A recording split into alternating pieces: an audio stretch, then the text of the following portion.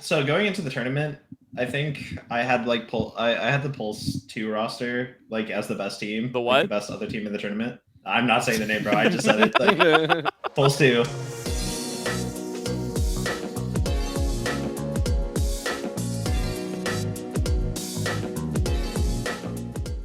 What's going on, everybody? Welcome to another episode of The Salt Mine. This is Season 4, Episode 11. I think I'm on top of it this time, Slayer. We are joined by special guest Ole Miss Coach Collamer. Collamer, welcome aboard. Thank you so much for hopping on, man. Excited to have our first and hopefully many ACL guests. I'm excited to flame the shit out of everyone and give really bad opinions. So thanks for letting me out. That's good. That's what we're here for. So it's what good. Makes the content. Yeah, whatever we could do to get some clips farmed and get the word out there. So yeah, we're gonna hang out. We're gonna yap about ACL. I mean, there hasn't been like big NACL news or anything in the intervening weeks, so we don't even have to go through those formalities of talking about general news. We can hop right into Aegis stuff. We can start though with general Aegis stuff. I'm sure the big topic of conversation is going to be the CCG Glorp roster changes. CCG Glorp looking a little bit less like CCG Futures, a little bit more like CCG Dragonsteel right now, as they add Zamudo, Scary Jerry, and Zyko all in this past week. And out of nowhere, I mean, surely are at least somewhat contenders, right? If we had ranked this team in seeding preseason, they would have surely jumped a couple of tiers. I'm not saying they're like top 4, but surely they would have been like tier 2. And Gordo, you don't have to feel bad about messing up the acronym. Slayer and I did that multiple times when we casted them last week, because CCGG is what we had to refer to them as, and that's kind of a tongue twister in its own right. Yeah, I have a lot to say about this, and plenty of time to say it, so I'll kind of space it out. But yeah, this is quite the development team. A lot of sort of starters. It could be LCS development. Yeah. They didn't really clarify. I mean, yeah. Well, yeah, the finals MVP, and then 2 of the players that people are calling most for deserve promotion. Yeah, so yeah, it's very talent to develop, right? I mean, I will say straight up, I told Argentum Sky, who's their coach, I was just like, okay, if you need to get the 2 best players, and then like we're good to go. But they still don't have UG Spyrex, so they gotta round out the whole roster. Damn. Well, so they've used all their tokens, so they're now limited to 1 roster change a week. So it'll at least be week 5 before we can see UG and Spyrex on this team. So you got a couple, Demacia, you got a couple of weeks. You got a couple of matches of time to buy until that can come to fruition. But yeah, I mean, I guess the question is going to be, where do we power rank this team now? I think definitely the Vacan plus Phi Mini is definitely not the jungle mid duo that Eugene Spyrax are. I'm sure they're in the most interesting position of anybody here, right? Because they're just sitting there like the team is massively upgrading around them, and you know, that for the rest of them, I mean, this could be the dream. We've been saying all offseason, you know, we got direct promotions to LCS last ACL fall. This ACL fall, maybe not. You know, it's in a little bit more in the realm of possibility now. Yeah, I almost feel like, Quax, just start flaming, bro. Like, you're only like I'm the quintessential nice guy of the Salt Mine pod. I do my best. We do need a designated flame guy on here though. That's why I'm that's normally like, I would say TDS holds that bar most.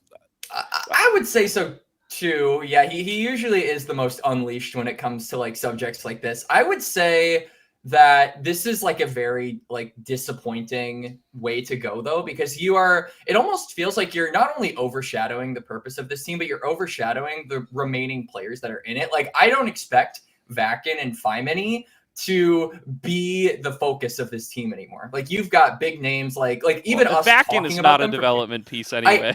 I understand. Yeah, that's true. But I understand that. But I will say, like, we aren't going to be talking about this squad as pertains to like their development pieces or their newer, less recognized pieces. We're going to be talking about Dragonsteel Zamudo, MVP of the finals, Scary Jerry, Zyko, who might be going to LCS next year. Pray to God that that's actually the case. Like it's kind of disappointing because it feels like you're kind of removing the purpose of this and also kind of taking away from the players that are less recognized. I will say though, the series we watched, I think the most disappointing 2 players in that series were I guess it's Quax. What did he say he renamed himself? Ninim renamed himself to? Bro, it's just Ninim. I don't care what he renames. It's just Ninim. Oh, is he saying he's like a rename? He's saying, yeah, I asked him in the lobby in game 1, and I was like, "Do you want us to refer to you as Matata or Ninim?" And he was like, "You can just refer to me as Matata." So I was like, "Okay, fine." Right, he's Matata. There you go. Fine. Matata it is. Matata and Wida were definitely just getting smashed. They were getting smashed in that series. Zamudo was trying to rescue it. I thought Mini played fine, but like, yeah, it was. They were against Fadicon and Barlow, right? Yeah. Yeah, and Fadicon looked awesome. Yeah, Fadicon. If we go to that series specifically, I have a lot to say about ISU. So I have a lot to say about Fadicon. Also, that guy's goated at soccer. Just by the way, random story for you guys. Yeah, that guy's just goated. Yeah. Shout out HughFest. Yeah, I don't know. I think it's like really hard because I don't think anyone in any like doing a developmental roster or whatever is like kind of just like whatever. Like I don't know if even Corp was like officially supposed to be that. Like I don't know if they were like, oh yeah, this is our dev team or whatever, like how it used to be like really popular. I don't know. Like I think it sucks for like the players if they like still wanted to play. I think that's really shitty if that wasn't the case and you just happen to get upper NACL eligible players to play on your amateur team for basically free. Like cool, bro. Like happy for you. I'm still going to try to beat your ass later, but like, good luck. I mean, at least the game will be interesting now. I mean, that team just like, they're 1-1, right? But like you almost dropped the series to next level esports where like, if you actually like really want to compete, like, like that's probably a series you should be able to play pretty cleanly. So I don't know. It kind of sucks. I'm going to continue to rag on CCG just because I get an excuse to, even though I like Krim and I like Argentum and I like all the guys over there, but I get more reasons to flame the shit out of them, so that's always good for me. Yeah, that's a dub. Yeah, it's an interesting one. Also, Zamudo does have a bit of an unlucky history with ACL teams. He played on that. He played on an Aporia roster last fall that didn't make playoffs. Oh, he looked like ass on that team. He did. That was like that team was kind of good too. That was a Zamudo, Mike Young, Shaudani, Enthralled Detro, I think. Yeah, it's just like UCI light. Like I don't know, Zamudo was like for a second planning on going there. UCI now is getting a different, very good top laner. But like, yeah, that roster was literally just like UCI, but like semi-retired, semi-graduated. They're okay. Yeah. Just got beaten out by Harrisburg to make and UC San Diego to make playoffs. Oh, never mind. That's terrible. That's unforgivable, bro. Harrisburg's team was so bad they got rid of the fucking program, man. We can't be losing to Harrisburg. Well, fair point. Yeah, well, I mean that's how it played out last time. So Zamudo a little cursed in this league. We'll see how he does. He's trying. He's been playing with Glorp. He played both series with Glorp. Yeah, so. the way that it seems is like he's always been this. I know the sheet is had Barrick like this whole time, but the vibe that I've gotten at least going into that match was like that they were waiting for Zamudo to come play. Like the joke I got was that like Zamudo had to finish his math homework, and he would be playing if he finished his math homework on the Friday night. And boy, was he just! I mean, Quax can tell you, he was like 1v9 in that first game. It wasn't even. It was actually kind of sad. Like you could tell. And I mean, so Zamudo, the game that he was attempting to 1v9, he was piloting Riven of all champions. And we were like super hyped up about this. Like this game had just about everything in the line of bullshit that you can imagine. It had Graves with music. It had Zamudo's Riven. Like it was absolute chaos. And Zamudo was absolutely smurfing. Like in the laning phase, his Riven was like such a menace. He went mid lane instead of top. They did like a lane swap kind of thing. But like at some point, Riven just can't. You can't fight them all because Fadicon had a really good play in bot lane that gave him like 3 kills right out of the gate, and the Kai'Sa was super fed. all of ISU actually was just mega ahead of their counterpart, except for top lane.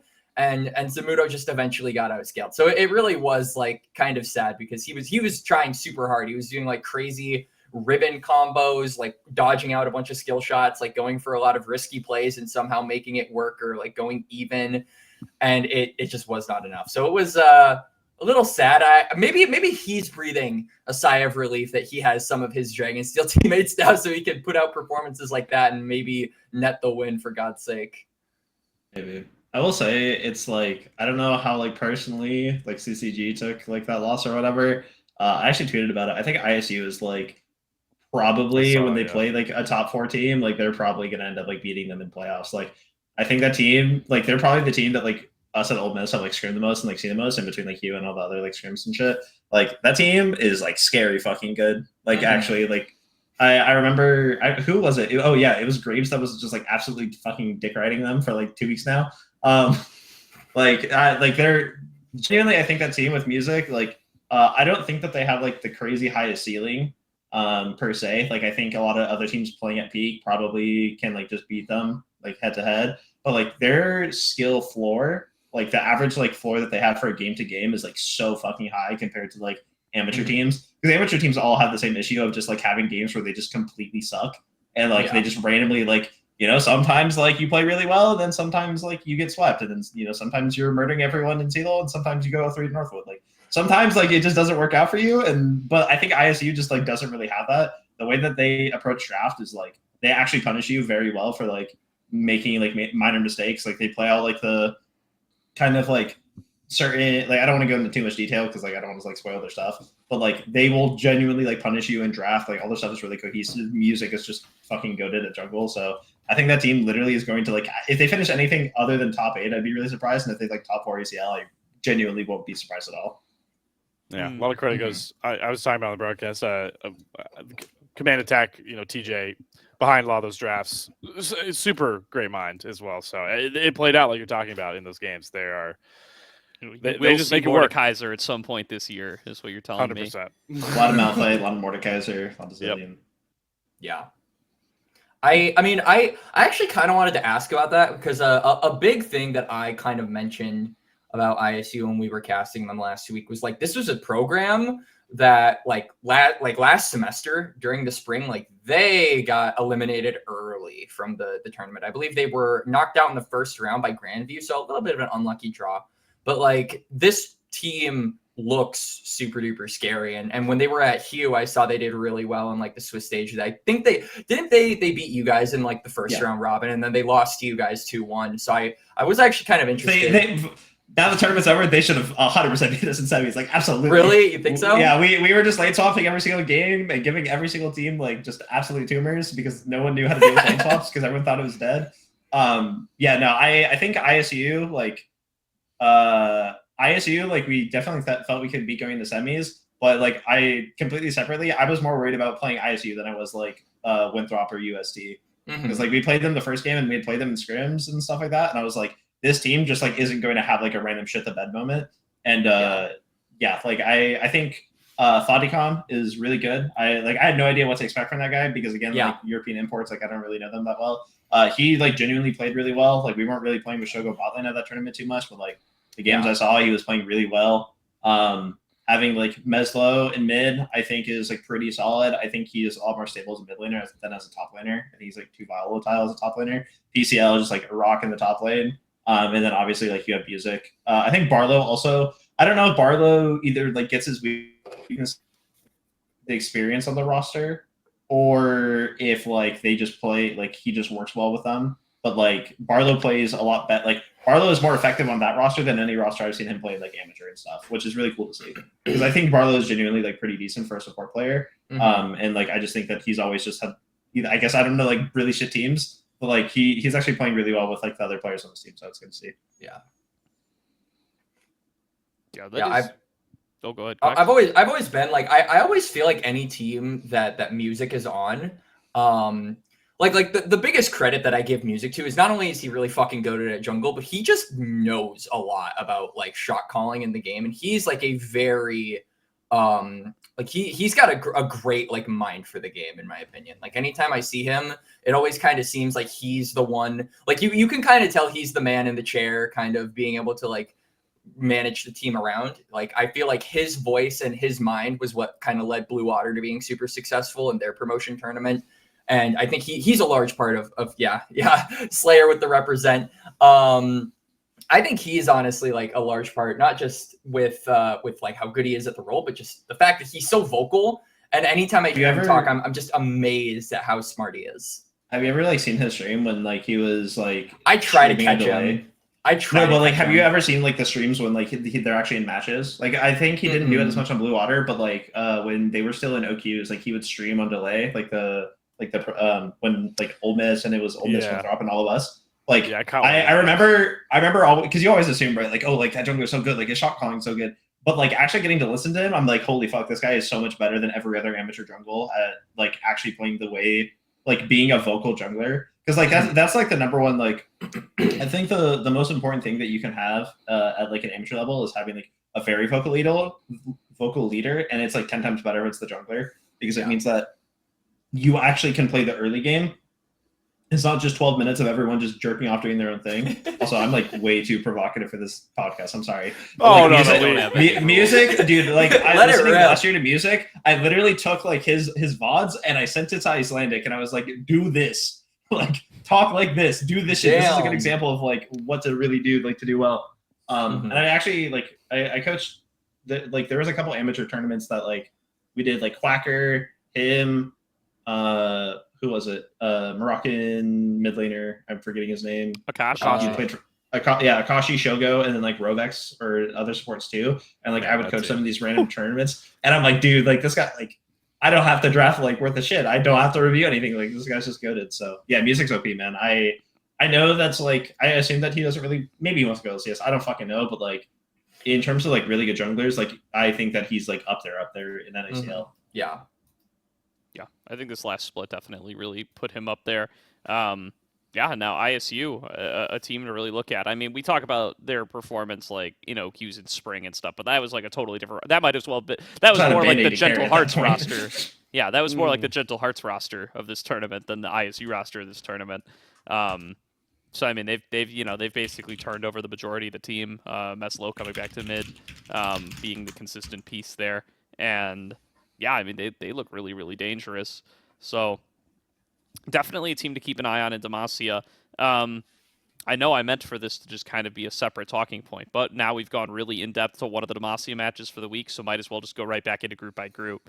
The other two matches for Demacia this week are Next Level Esports taking a 2-0 over Chaotic Solar, and Polestar taking a 2-0 over the Agency.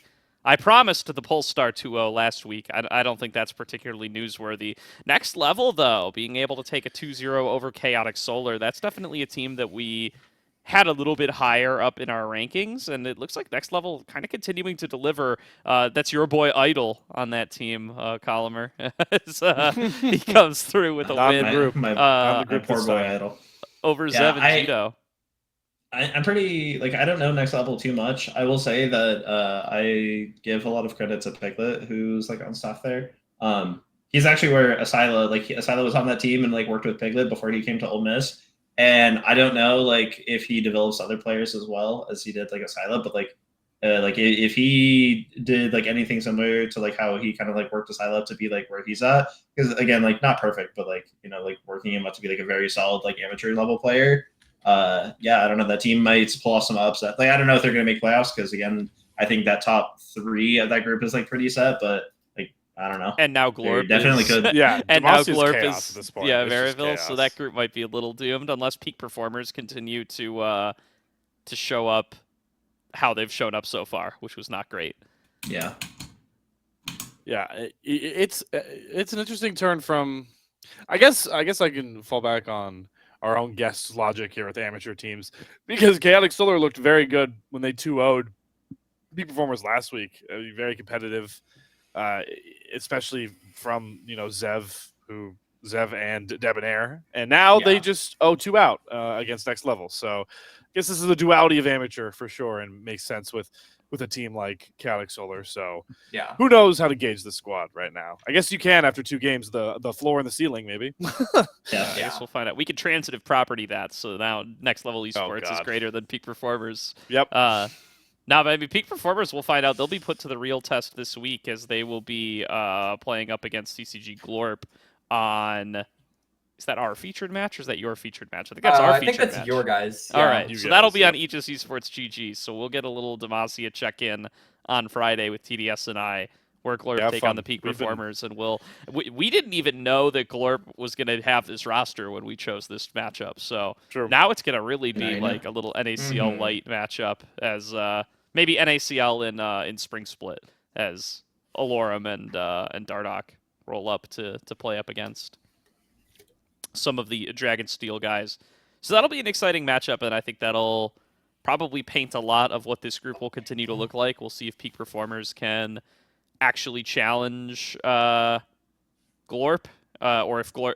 Actually, I don't know. Maybe it won't tell us anything, because these are the 2 teams I have the most questions about in the Demacia group. So, I mean, it'll be a big deal for either of them to take a lead, and then we're kind of by default assuming that ISU and Polestar will continue to top the group. So fighting it out for some of those lower seeds is going to be a big head-to-head matchup for these 2 in particular, especially after Peak Performers have already dropped a bit. Mm-hmm. And I also think this week is kind of exciting because I mean, I'm not seeing any reschedules for it, but like this is the first time we're also going to be seeing Converse play, right? Converse have been hit by the storm. Storm's currently rocking the country at the moment, and they're finally able to get some playtime in. I think against Chaotic Solar, it's going to be a really interesting. I think that's a really good first team for them to play because Chaotic, going into week 1, we thought they were potentially on the up and coming track for the Demacian League, and now we're not so sure. So I think this will answer a lot of questions about both teams, like how good is Converse kind of starting out, and then how is Chaotic kind of adapting to the fact that they are potentially on the road to potentially struggling in terms of standing. So I think it will have a good gauge going out of week 3, because I think a lot of the question marks we've had, not just for Demacia but also for the other leagues, are going to get answered more or less, right? With like Ole Miss as well, we're going to finally get to see you guys play, which is super duper exciting. We'll get to that when we get to Zaun. But like it's been 3 weeks, and there's some teams that have been able to or haven't been able to play yet, and I think are starting to finally able to get that playtime in. So I think we'll have a much more full picture, this time next week as to where everyone stands in the standings, and being able to kind of nuance those predictions a little bit more. But yeah, well, maybe a little bit. This is kind of disrespectful of Converse's top side, but I'm just excited to watch the Samikin fanboy bot lane back together, back from the RCL days. It's been a very long time since Devin and Phantom Star have gotten to play together. I think it's over a full year now, Gordo. Right? Technically, maybe like a couple weeks difference since that RC. Or am I getting my dates? Yeah, no. I don't know. I mean, Samikin fanboys finished out the season, so they were. Yeah. So okay. So like 10 months, 11 months. Sure. So that's a long time in amateur. That's a long time in tier 3. Like 8 years, yeah. Yeah. So I think the world of Devin. I still think Phantom Star's pretty good. I've heard people that liked Joey Phantom Star in the off season. So I think they're gonna be very fun to watch. I think Zev and Gito going against them will be fun as well. But I expect them to be. I hold them higher in this group compared to where maybe some other people hold compared to bottom lanes. But then again, that is 2 of the 5 positions on Summer's Rift. So I will say, I think for Converse, they will like live or die by their bot lane. Like, I don't think they're gonna like win any games through their top. Like Zav, I think fills his role really well because he just wants to play tanks and like Sejuani hybrid, like that kind of bullshit, like Maokai. Skarner. But I mean, yeah, Skarner too, right? But I mean, being 1-dimensional is fine. Like at this level, like you can be super 1-dimensional and still like roll over teams if you're good enough and you get good angles and get comfort. So we'll see. Yep. We'll see if Ego and Pain Shell can return to the Harrisburg success from last year, as they return once again, looking to see if they can make another playoffs run. Let's move on to Noxus a little bit. I didn't even think about how Ole Miss is in Zaun, but that's perfect. That means we get to close out with Collamer's team here. I promise next week we'll go in the other order next week because we've gone Demacia to Zaun now 2 episodes in a row. So checking out what we've got here for Noxus, we in week 2 only had 2 matches played, so it'll be a quick one to get through. Pick Me Galio take a 2-0 over Calamity. That now makes Pick Me Galio top the group at 2-0. And then CCG take a 2-0 over Weber State, which I think is fair. I think that was expected as well. Our first seeds kind of just slamming folks a little bit towards the bottom of the group. So I love Pick Me Galio, because of the history. Obviously, this is the biggest meme in Tier 3 in my opinion. Most historic org of the ACL. Yeah, like everyone is a Pick Me Galio fan. Some more to the degree of others, but everyone who keeps up with the ACL has to admire Pick Me Galio. I will say though, and I hate to do this because I really like the players and I just kind of love the aura that this team kind of gives off, but this does not really come as a surprise to me when you look at the teams that they're playing, right? Like, I think obviously, you go into week 1, I didn't think they were going to beat Dorado Black. That was a little bit of a surprise to me, but like this week, Calamity are not necessarily one of the better teams in Noxus, I would say. I don't think I would get shot for saying that. And then this upcoming week, they are going against Weber State, like you said. And then the week after that, they're going against Mirage Alliance Baguette, who is also kind of, we're questioning whether or not this is a team that can really make a punch in Noxus. So I would say their strength of competition has not necessarily been the highest so far. And that, I think unfortunately, once they get to like some of the stronger teams like CCG, I would put Supernova Dark Matter up there as well. I think Supernova's team also looks really good. And then I would also say that like Nano's Noobs are another really good squad. Like once they go over to those, I kind of expect them to get rolled. Like I think it's exciting that they're 4-0, 2-0 series score, but I really think that this team has kind of just had an easy first few weeks. I'm sorry to be the naysayer of the org, but that's just kind of what I think. Well, look, they may have... goats. You're wrong. Sorry. Sorry, what was that, Collamer? I said pick me Gallius the goats. You're just wrong. Sorry. Yeah, they may have easier opponents, but they were. This is a tier 6 team. This is the lowest seed. We gave this team the lowest seed. Bro, the fact that they're not ending their we ranked this team under like, these easy teams, so you got to give them a little bit of credit here. The thing that still stands out to me here, and I haven't watched the games. I've just looked at the scoreboards, but this top laner. I mean, no hate to Sanch, who he's replacing, but Radamancer, high tier human, no name random dog, whatever name is his real name that he's like going by, he's just clapping everybody he goes against. He has like both games. What does he go? He goes 15-4 on Aatrox and then 12-1 on Olaf this week. In the 2-0 wins over Calamity. What? No, Aatrox sucks right now. Nah, you're coping. Aatrox got all of his items nerfed, bro. I don't know. He also did a 13-4 on Renekton and then 10-2 on Camille. Those are his 4 games so far. So he's had double digit. Okay, but fuck Camille though. Like, that's true. Aatrox, I can concede it's not that broken. If you play Camille, you're a bad person. I'm sorry. Well, listen. Actually, I can't say shit. My top laner plays like Varus top and Zeri top. I can't say anything. I'm sorry. Yeah, I have to issue some apologies there, but. Yeah, I don't know. I mean, this is the guy that stands out to me. This is the player to keep an eye on out of this team. He's got to be. You know what's interesting too is that Pick Me Galio play Weber at week 3. So like, if this team is keeping up with this trajectory, it's gonna be 3-0. Dude. They should be 3-0 the way they're momentum riding. This high tier human's gonna high tier slap some people around apparently. So.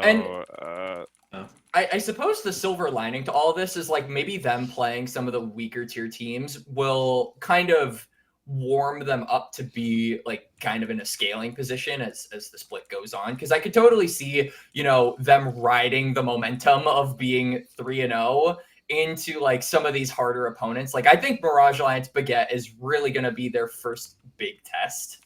Like if they can beat them, then they're on fucking cloud 9. They're on top of the world into the upper atmosphere of the ozone layer and probably just super hyped. So I can 100% see a team like Pick Me Galio just riding momentum essentially if they're able to do good this next week. I will say it's really OP to kind of have like a schedule where if you're like a mid-tier, like I mean, I guess for anyone, but especially if you're like the teams that are just trying to basically make playoffs and see what happens, like it's really OP to kind of like get a couple games under like your belts and like get a couple weeks of scrims and stuff like that. So the reasons like even for us, like we basically had like no scrims and like no games with our full roster, and so like week 1 we have to reschedule because of the hurricane, and then week 2 we have a bye, and I'm like, cool. I'm like, we schedule wise, like I could actually like get some games in and like get some like decent games in before we have to play against like the 1 seed and the 3 seed of our group. Like life is kind of good. So like, if we can find a way to play, honestly. Yeah, if we can find a play to play no games until playoffs, let's see. Dude, can I just like skip all the way to grand finals at this point, please? Like, I will to kind of segue back. I'm glad that you said Mirage Lions Baguette at Quax, because thanks to trusting Twitch chat, which I guess we deserved, Quax. I have to recorrect myself from last week. It is Udder. It is not Eider. I've got to confirm this by is him. such bullshit. It is Udder. He said it's Udder. And he said, hey, I appreciate the love. So he said, thanks guys. And he was like, but it's actually Udder. You guys got baited. So we got baited by a Twitch chatter live, Quax. But we thought it was Adder, and then they said it was. We thought it was Eider, Adder, and then somebody said it's Eider, and now it's actually Udder. Udder. So that's the worst of the 3. I'm not gonna lie. Like no hate to you, man. You pronounce damn. your name however you want, but I'm pretty. I could double check, but I'm not doubting it. I feel like that's the kind of name you could make a rap with, because so many things end in like "der" that you could just like. I feel like somebody could make a diss track on Udder, maybe if he pisses off the wrong guy. Guest, Quax. do you guys know where the IGN comes from? I'm like 90% sure I know where it comes from. I do don't. not. I don't. No, I don't. I will give you $10 if you can guess. So can I guess that It has nothing to do with video games. Does it have to do with his actual name? No. Does it have to do with the fact that he's Mauritian? It has nothing. It is like the name Dur is a name from somewhere else. It's an IGN from something else online. It sounds pop culture-y. Not really. It's is he really into there's a really famous poker player named Tom Dwan, and his online poker name is Ader, really? I'm pretty sure. Yeah, that is right. Holy, I Yeah. should have known that. If you guys ever want to see the most like degenerate like Forest Within type of fucking shits, like watch this guy just bluff like 7 deuce offsuit for $800,000 cash in front of someone. Like and it's genuinely asinine. And he'll sit there looking straight forward with his mouth open. He'll be like, yeah.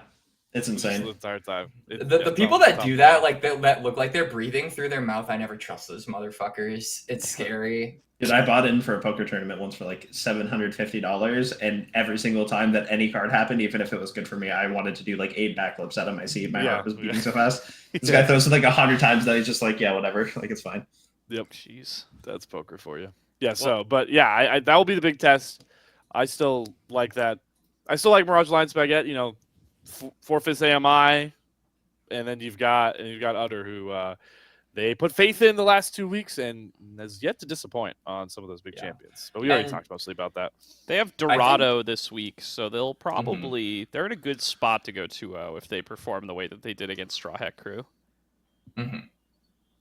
Yeah, I will say I think the matches this week on I think Noxus has kind of been a bit hard to gauge, because there are a bunch of teams that were kind of games. Yeah, I mean, yeah, but that's fair. But I do think this week is actually going to have like a lot of interesting match. Like this week for me is really interesting in Noxus. Like I think, like again, kind of circling back to a bunch of teams that haven't played who are now playing. Like Supernova Dark Matter is a team I'm really high on. I got to have a conversation about this squad with Cubby, who is kind of helping out with this team. I think he's a coach, he said, on this squad. So like I got some insight onto them. And I think them going up against a team like Calamity, who is, you know, kind of on the lower side, we'll get kind of a good idea of like their strengths as a team, because I've heard a lot of mixed reports. Like I've heard Thomas is kind of the man. So I really want to see how this team is going to operate, because this in itself, it kind of counts as sort of like a CCG Glorp Dorado sister team kind of story, where it's a historic org kind of doing an offshoot team. And those are usually very either make or very either make or break. I think they're either successful or they kind of shit the bed, as we've seen so far in the ACL. So I want to see this team succeed because I've heard a lot of good things about the players in particular. So I'm really excited for them. And then I'm also really excited to see if Dorado Gaming Black can kind of reel it back in with their 2 matches this week, because they've got one on the 11th and then they've got one on the 14th due to reschedule. Because I also was kind of high on Black when we were doing the seeding committee. Like I think Dorado is a very capable organization. I think the players, this is basically Grandview light, or no, this is just straight up Grandview, are really good, right? So and it's kind of disappointing that they haven't seen like the greatest of results so far. Yeah. Speaking of universities, and then we can go into the next group if you guys want to. But I want to see Weber State like do more. Last year they like came out of nowhere as like the 1 seed from West for CEVIL, and then they like got bounced in like round of 32 and like completely got upset as like a 5 through 8 overall seed or something like that. I like don't know very much about any of their players. They're like one of the other like collegiate teams that have a ton of like imports and players from other countries. But I gotta watch their support. Only 35 Q in-houses, like NACL and NACL Q level like in-houses this week with like all of my players at Ole Miss. And this guy is just like the funniest fucking support player I've ever seen with like the dumbest comms ever. And it's like I'll show you guys clips later if you want, but it was so funny. Like my players are like, yeah, we did in-houses last night. Check out these clips. And he's just like screaming at like Shogo playing whatever the hell random garbage he was playing bot lane. He's like, you cook in like the thickest accent possible. And so now I just want to see him win. I love it. I've heard some interesting stories about the Ole Miss comms from Shibby and Yanni who got to sit in. You guys have some interesting comms from what I've heard. Dude, so. my team doesn't talk at all, and then when they do, it's the dumbest shit I've ever heard. Well, I heard it's like there's always one person yelling, one person singing, and one person trying to diffuse the whole situation. And it like rotates like that's Russian how it was last roulette. year, yeah. This year is a bit different. Last year, fucking your Uncle Sam just would not stop singing like random K-pop in the middle games. Like insane. This guy's like leaning against Darkwings. He's like 0-3 jumping in after Sada, like fucking singing Magnetic, and I'm like, all right, and then like we can just go next game. And then apparently I got insider from Quest who said the dynamic for Guangdong is that they talked about Obamacare.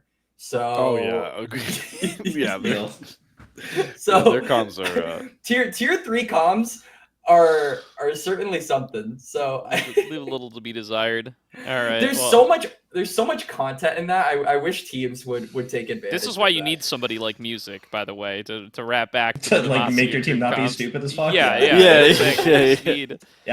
You need a guy to calm for everyone. Otherwise, if left to their own devices, it's gonna end up like this. All right. What's so bad about that? I share Quax's hype for Supernova Dark Matter. I think this is like the output of their combine that they did between spring and summer. I think Thomas and Kwaka both look quite good during combine season. Shimmer as well.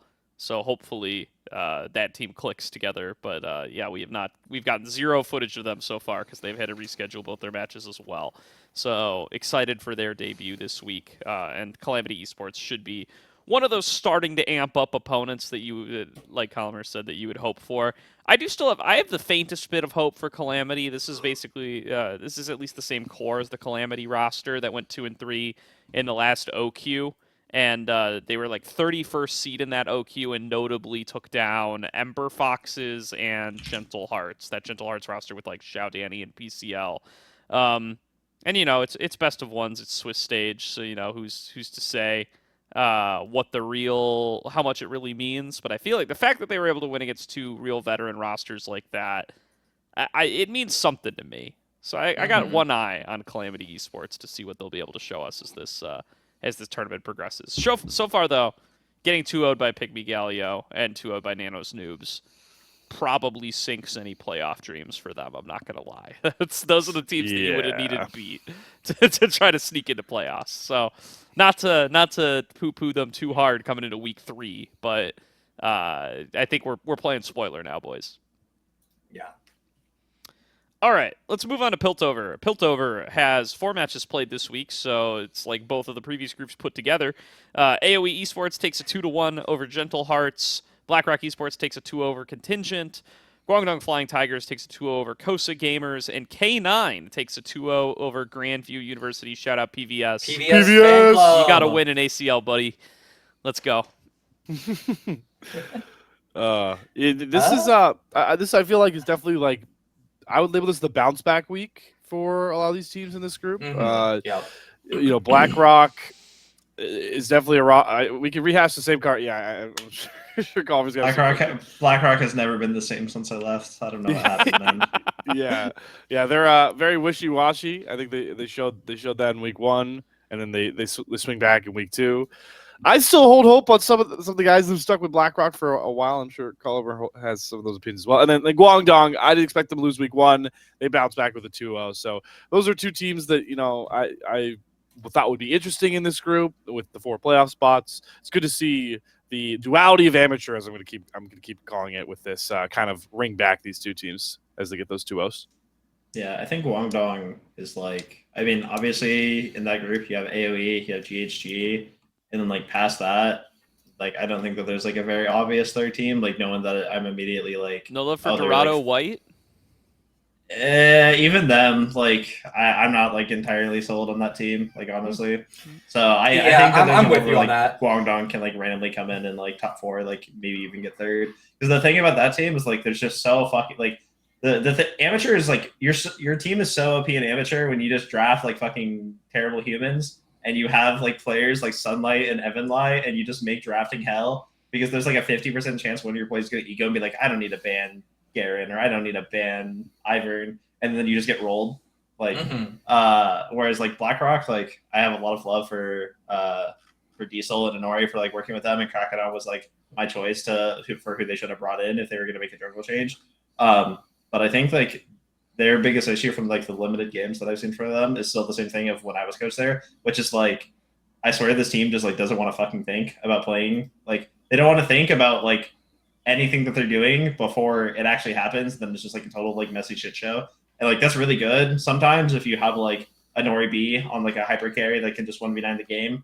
But when the meta is like really not focused towards that at all, and AD carry is like a wet piece of paper in terms of like strengthen the role, like it's just not a good way to play the game. So I'm happy that they bounce back, but like their issue I think has always just been like not playing the game intelligently. So I think that's I mean that like no flame, but like I said I said that like when I was coaching those guys, I said it in a much more direct, much more aggressive way of why am I wasting my time if you're gonna play like this? But yeah, I don't know. I think that if you want to like be a playoff team, at least like for how strong ACL is, like you have to hopefully like have some way. Actually, I don't even know if that's true because I watched the Pulsing Gooners game, and that series, 3 games of like absolute complete like what the fuck is happening. So maybe I'm wrong on that, but like ideally, if you want to be a solid team and like be consistent, you need to like actually think about the game when you play. So hopefully BlackRock can do that. Gordo Flying Tigers is just like they don't need to think about the game. They can talk about Obamacare and so win games, I guess, so it's fine. I mean, as a team that you kind of had a hand in for a while, any thoughts on Likeable coming in mid lane as a player that we didn't really know a lot about? I thought his debut looked all right, but the one thing I will say, and it's like less about Likeable, is that I think he never got enough credit for like how much he carried that roster when we were in OQ1. Like we were one game away from making OQ1 finals or semifinals, and we would have been playing against Ducky Getters, which I'm pretty sure we would have like 2-0'd and murdered them if we played them in semis. But like a large part of that was Julian, and Julian was also the one person on that roster that was like way more willing to keep everyone in line. So if he's not playing, like I can see a world where like they don't really have someone to kind of check them, kind of like what Quax was saying earlier. So I don't know Likeable that well. Hopefully they're able to kind of keep the rest of those guys in check. Yeah. Julian so, that's being really being Menace, Zatzmod, Yeah. name, 87 whatever names stupid because that name guy's he's come up 45 with years this old and week. has played League forever. Yeah. Yeah. That's fair. That's definitely fair. I will say, I'm gonna bring some doom to the Piltover standing. So Okay. I mean, listen. We were just kind of saying that Calamity were fucked because they go 0-4.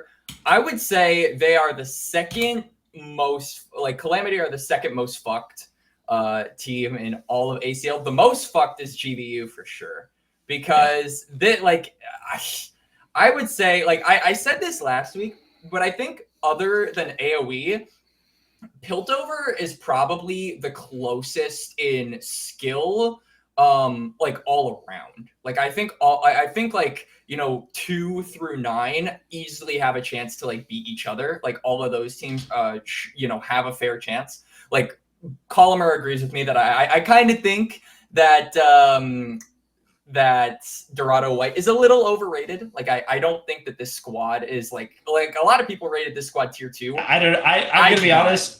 Okay, I'm gonna cut you off. I'm not the kind of person to give a shit about seeding anymore, but I saw that team got seeded like better than us, like on like an individual level, and like whoever did that, you're high as fuck. Like, you are on so maybe on some ballots. So I was gonna say you guys were seeded no, higher. not on every ballot, but like overall, like they were seeded higher than we were. They were like the fifth overall you guys are higher. Overall, you guys averaged 2.0. I like and they were look, 2.45. and it's fucking like bro, what the fuck, man? Like, come on. But like, if you've got GVU losing to Kosa Gamers, I don't give a shit if it was 2-1.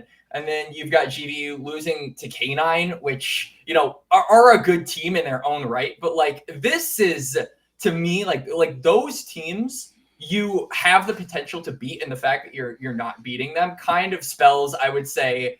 I would argue you should be expected to beat those teams. Actually. Yeah. Seeding says you should. Yeah, for sure. Like, I kind of am questioning GVU's, because like their whole team is essentially on Dorado Black, and now they've completely revamped their squad, and this squad is significantly worse. Like, I am a little bit worried about the trajectory this squad is going to go in the ACL. Just because like these are teams that you guys said they should be beating, and to see them kind of get raffle stomped in week 2 is a little bit disheartening. I'm sure if PVS was here, he would probably lay the flame on quite heavy and give some words. But yeah, just from like what we know as like casters and people watching from afar, like, this is not a good sign. For them, and what should be a division they should be capable of taking some games in. Yeah, I think Piltover is like the easiest division in terms of like if you're like an okay or a bad team and like you want to like maybe make top 4. I think Piltover was like that's the group of life in my opinion. I think overall strength, like, it's the lowest by like pretty solidly. At least from like what I've seen from the teams and from seeing the players before. And I think like you have ShamWow and you have Coda and you have Inflame, and like those are the 3 players that I know. And like, I don't think any of those guys by any means are going to like contend for like the top like 3 or 5 in their role for all of ACL. But I think that those guys are enough of like core pieces, especially with like Coda having a lot of experience, ShamWow having a lot of experience. Like, those are enough that you should be able to like play the game pretty solidly and like be able to beat on teams that have like a ton of like newer players that aren't even like the highest individual skill, but also don't have a ton of competitive experience. So, yeah, I don't know. I think that their schedule only gets harder, right? Like, they haven't played Blackrock yet. Yeah. They haven't played AoE yet. So they haven't played anybody. They've played. They're a tier 5 your freebies are gone. It's time to go on either the God Run or like be that one team in ACL every split who's like, oh shit, I'm starting all my games. I mean, maybe they're called Grand View because the view from away from playoffs is going to be really insane or something. To say, like, yeah, it's terrible. That is terrible. The tier. Yeah, I mean, I agree with the classification of most fucked though, for sure. I mean, like being a tier 5 team. It's an award. Being a tier 5 team that has lost to both tier 6 teams already in week 2, it doesn't get worse than that. I mean, it's not a good position to be in. So best of luck to them. Would be cool if they managed to sneak in a series win somewhere in there. But yeah, a tough start for that squad. At the very least, So- I can check on Coda's Twitter and get some laughs in because he's a funny guy. So there you go. There's your consolation. Stuff. Now that I like already playing the shit out of them, where do you guys think Dorado White actually stacks up like overall in ACL? Because I like my immediate thing, and this is like no flame to him as a person, because from everything that I've been told, like he like I know he's helped out my director at Ole Miss multiple times, but like I like Draxler is like a solid like master tier level. Like whenever he plays like different roles, and like I've seen this guy play like 5 different roles in scrims before at this point. Mhm. But like I look at the roster and it's like I think that people are still thinking that it was like 2 years ago or whatever. Where like I think Munchie's good. I think Porsche is like by far like the best player on this roster. Yeah. I think Snow 2 was like okay, but like the last time we saw him on a competitive team, like they literally had to go with a different support because it just didn't like work out. And like it's just like the same core, like this core group of guys like Munchie, Snow 2, like Draxler, like this is like a group that like whatever roster, whatever roles or whatever, they always play together. But I like, where do you guys have them like overall? Because I think I have them like 9 through 12 overall in like all of ECL. Like I don't want to say lower because I think anything lower is like way too fucking disrespectful. But like the fact that the team got like I don't know if they got top 4. I think maybe they got 1 or something like that. No, they're tier 2. I remember They're a tier 2 team. okay. So their overall seed was 8th. Like if you take. Was it? Yeah, they're the lowest seeded team in tier. So everybody else in tier 2. So the tier 2 teams were Peak Performers, Ole Miss, Straw Hat Crew, and Dorado White. I may be thinking of Peak Performers actually. Yeah, you may be. But either way, like I think that the roster could be like really good. Like full transparency, if there was like a roster that's like middle of the pack that I think could like randomly make a jump and start upsetting like the NACL tier like teams, like this roster definitely could. Like you give Munchie like a decent Rengar, like Master Yi angle, or like Kachu randomly does something like pretty spicy. Kachu gets Yone. Like Kachu gets Yone, or like you give Porsche like an insane GP angle because he's been playing that champion a bit more. Like I can definitely see them like randomly upsetting really, really good teams, but I feel like that's like one of the biggest high variance of where they could be in terms of like the top teams. I'm kind of in the same boat. I feel like this team needs very specific conditions to be met in order for them to perform at like their peak.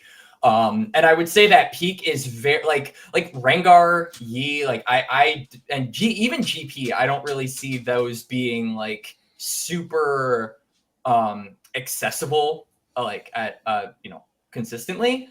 So I would say this team is always going to kind of be a little bit gatekept. Now, in the context of Piltover, I would say anything below 3rd for this team is probably disappointing. Like I can see them probably battling out 2nd place with either Guangdong or Gentle Hearts.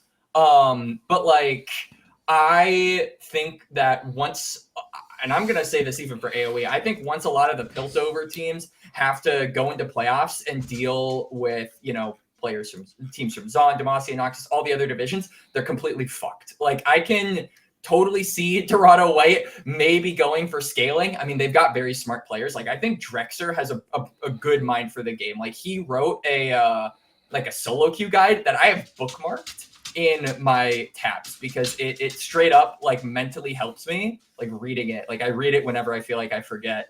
And then I also think Porsche is a super smart top laner. I agree with Collamer that he's probably the oomph of this team. Also a nice guy. Yeah. Nice guy. Yeah. But like I can also see this team going in the opposite direction.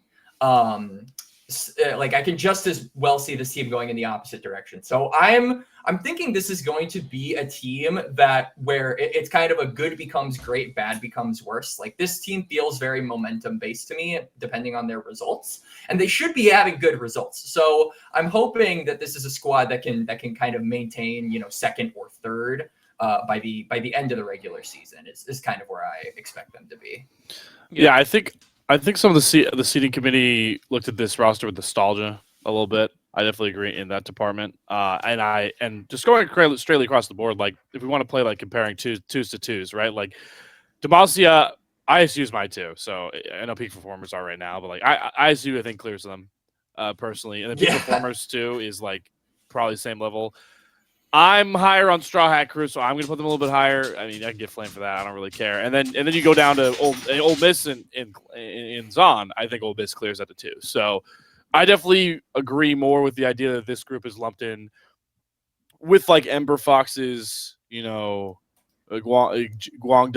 your Mirage Alliance Baguettes, your Straw Hat Crews, more so than challenging either the Pulse rosters or ISU and Ole Miss to kind of break open. It's a changed opinion that I've definitely gotten after I've seen the whole landscape start to play out of ACL through 2 weeks, which is a bit of an early call, but hey, it's not fun if you don't take some risks. Yeah. I had Dorado White probably bottom of tier 2, which is where they ended up, like probably like 8th overall. I think their top side is still really, really good. Like I think Porsche, Munchie, Kachu are still pretty reliable of a top side. I mean, we didn't see a lot of Kachu in 2024 summer, but I think I'm still quite high on him. I think he's still, like, I would have him as one of, he's, if we're ranking mid laners in ACL, he's probably, I think he's still pretty easily like top 5, top 6. I think he's quite talented individually, and I think the mid lane pool is not crazy strong either. Looking at the teams that were like just below them, I think in hindsight, I probably would have bumped up ISU. Like if I were to do their seeding again today, I probably have ISU as a tier 2 team, but but then again, I probably have peak performers lower too, so maybe Dorado White still finds a slot up there. Other than that, it's Ember Foxes, it's Mirage Alliance Baguette, it's Guangdong Flying Tigers, and I'm like I still don't even think I'm rating those teams above Dorado White in a head-to-head if I'm coming into a matchup of the week and doing predictions. I mean, I think the only team that I would definitely in hindsight have higher is ISU, but at the time we did seeding, right? QFest had like just started, like we weren't watching it yet when we did the seeding. We didn't know what Fatakan Barlow was going to look like as a bot lane. I think PCL looked pretty inconsistent on GHG. I think he was a bit hot and cold on that team. It's like I think I'm pretty comfortable with where I put them, even if it might not be exactly where we have them right now. It's okay. It was funny. I remember the ACL sitting was happening, and people were like, "Oh yeah, like get your votes in by like Sunday night," and like I'm at the tournament, and I'm like, guys, first of all, I can't even vote because I'm like way too busy. But also, like, they're like, oh, well, like they looked really good in this best of one. Like they like, oh, ISU beat like Winthrop or whatever. And I was like, guys, like let's calm down. It's the best of one. Like brand new everything. People are jet lagged. Like let's not use this tournament. Like just don't use this tournament results literally at all. Like you are playing with subs. Like don't do any of this. And then we beat Winthrop at our best of one in group stage. I'm like, guys, you need to use this. This tournament matters so much for seeding. Please. Well, yeah, you beat him out either way. Yeah. No, that's fun stuff. I don't know. I think they'll be one of the more interesting teams to check out, especially because we interviewed Draxer after the week 1 matchup, and he pretty much confirmed. He's like, "Yeah, man, 4 of us are retired. We're just hanging out. We're playing." That's fair. I mean, if that's the vibe, then that's a good vibe for ACL. To be honest, I think that's the vibe. I think Draxer didn't seem like 100% confident in everybody, but he's like, "Yeah, I'm pretty sure Porsche is the only one left who's really trying to make NACL." Yeah. Everyone else is. Yeah. Munchie's just tweeting. It's a shame. I didn't know. Full-time tweeter now. I didn't know that about Kachu yet, so shed 1 tear for Kachu. But yeah, I think Kachu like is just happy being at Maryville. I think honestly, like, and it's a good it's a solid thing for him, right? Like, I mean, I'm not to go the whole collegiate rant, but I think especially right now with how everything's going with NA, like being able to, especially for him, where you kind of just get to like, sure you still have to scrim, like sometimes you still have to be there in the facility and stuff like that, but like you get a full ride basically to like go get an education because you're good at League. Like that's lit. Like that's a better situation than like 98% of like 99% of people who play this game. So even if he doesn't want to go pro or something like that, even though he's like a young prospect talent, like I'm happy for him. Yep. For sure.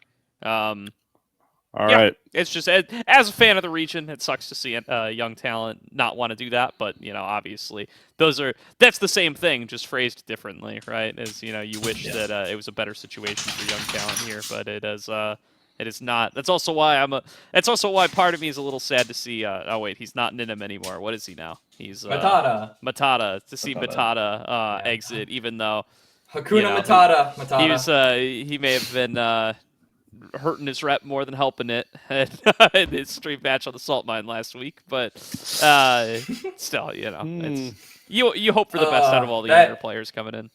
That clip is definitely gonna stand the test of time. I planned it because so far 2 weeks in, ACL has been an absolute like fuck fest. So I fully intend to like try to get in like at least like just some like insane moments every year, because I feel like you can make a compilation of them because of just how buck wild the place has been so far. We'll save it. We'll save it for the playoffs promo for sure.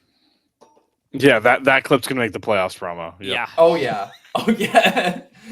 Get hyped because you've got shit like this heading your way. I need to flame every single team so that way the promos like every single team can have. We need like to get a new editor for You could do the voiceover when we're doing like the hype video for playoffs. You know. Oh, bro, I hate my voice. No, please.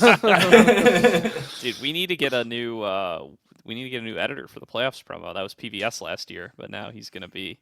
What if he Then doesn't? he's gonna be in playoffs as a 1 seed, bro. Like, True. Yeah. Well, I mean, whether he makes playoffs or not, the point is. I hope he does. PBS, if you're watching this, do it for us. yeah, bro. I mean, do it for us. PBS, But I don't know you that whether well. he makes it I or hope not, you though, he's fail. going to be I hope playing you up get through eighth, week bro. 9. I hope you get an eighth game. Stay making villains. That's the business. I like it. Someone's got to be an asshole, bro. Everyone's too nice. Everyone's either too nice or too stupid. Someone has to be like a semi-intelligent asshole. Semi-intelligent It's asshole. too nice or too stupid. Sometimes both. Yeah. Let's get into Zaun. So Zaun has 4 matches played this week as well. One of which does not belong to Ole Miss, as we haven't gotten you guys officially debuting yet. But this is the week. But the other matchups this week: Skibbity Looks Maxers take a 2-0 over OC Esports. God damn I'm it. sorry, sneezes. Motherfuckers. Pulsing Gooners. 2-0 I'm not Skibbity guys, we played them in 2 days. I'm not calling them that shit. I don't care. What do you I'm call not them? saying that name. What do you call them? Fucking victims. I don't know, man. Like, Pulsing Gooners Oh, take a 2-1 over 2? Clown Gaming. I'm also not calling them by their name. Like, I'm just not. I think TDS has been calling him Goonstar. I think that's a way better name. That's a way better name. Way better name. So I just call them Pulse too. I'm not like Goonstar take a 2-1 over Clown Gaming. St. Clair Saints take a 2-0 over Briarcliff Chargers, and Cupid Esports take a 2-1 over Ember Foxes in another big upset. Staring these down as potential future opponents of all of them, Collamer, how's the Ole Miss outlook on this group? I know you guys were tuned into stream on Friday for Goonstar versus Clown Gaming. Oh my god, every team's so ass. So going into the tournament, I think I had like I had the Pulse 2 roster like as the best team. The what? Like, the best other team in the tournament. I'm not saying the name, bro. I just said it. Like, Pulse 2. The Aaron and the boys roster. I definitely thought that like they were the best like out of all like the NACL like rosters, you know, like the ones that are basically just NACL players. I thought they were like the best for sure. And then I watched them play Clown, and like I don't know what the fuck I was watching that series. Like again, I watched like a ton of series, so like my tweet where I was like flaming the shit out of ACL teams, that was everyone. My team is also chaotic and stupid as hell. Like it's totally fine. But like I was watching that series and I was just like, I don't know what I'm looking at. Like these players are so much better than like the gameplay that I'm seeing. So yeah, I don't know. I think that we probably will need like a week or two to ramp up, and then if we like, you know, play like some of these other teams are, like I'm gonna get the belt. Like it is just what it is. I think that's a good point to make. Like you guys are gonna have to ramp up. I do know that Aaron said that Pulsing Gooners like they got one scrim in. I think they barely had time to play together before that match. So I use that same excuse too. That's my goat. Yeah, that's exactly what Aaron. I think Gordo can obviously confirm, but I'm pretty sure he was like, yeah, I haven't really played too much with all these guys together yet, so we're just gonna get better as time goes on. Yeah, they'll play a lot better than they played, like for sure. Like I just remember being surprised because I tuned into the series and I just expected it to be like a solid like 2-0, and then like people are just like randomly getting caught every 30 seconds. Like I'm just like watching like people just die for free, like at like literally every wave, and I was just like, all right, I don't know what the hell's happening. My whole team, like I'm dealing with like Amin, who like doesn't have a ton of experience. Like he fills in for like he's filled in for scrims for other teams or whatever, and he's just like, this seems like one of the better teams, right? And I'm like, yeah, Yeah, they're supposed to be. Yeah, like this team is probably going to be top 4 by the end of it for sure. He's like, oh, okay, good to know. Winnable. Yeah. All right. Yeah, it's got to be a I good will- little confidence builder. I will say I like the way they kind of structured the Pulsing Gooners team, or I'm calling them by their real name. Fuck it.